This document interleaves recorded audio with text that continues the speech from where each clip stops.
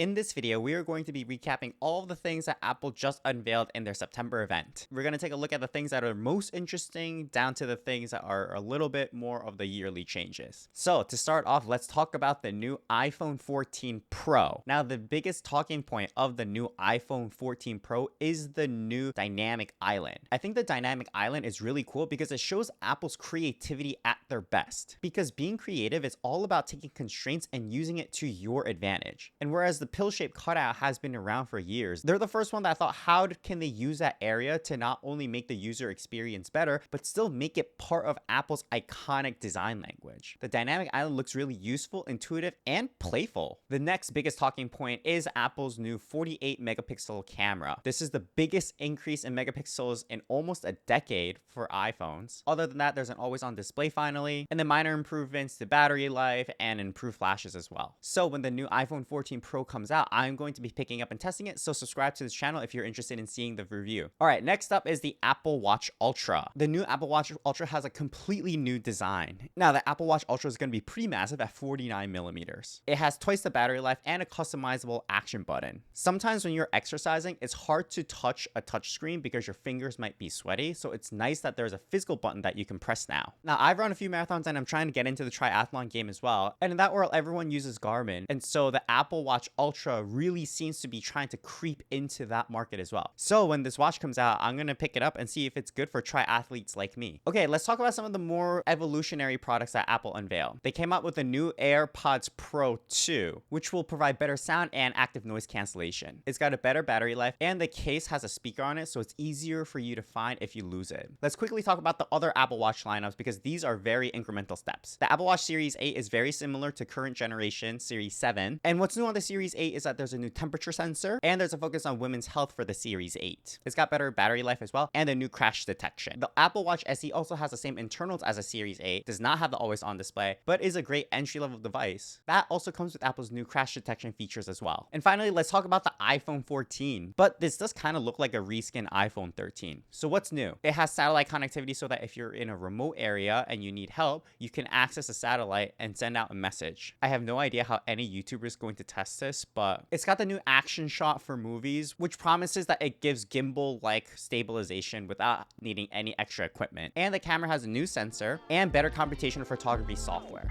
Let me know down in the comments which product you're most excited for. Thank you so much for watching, and I'll see you in the next one.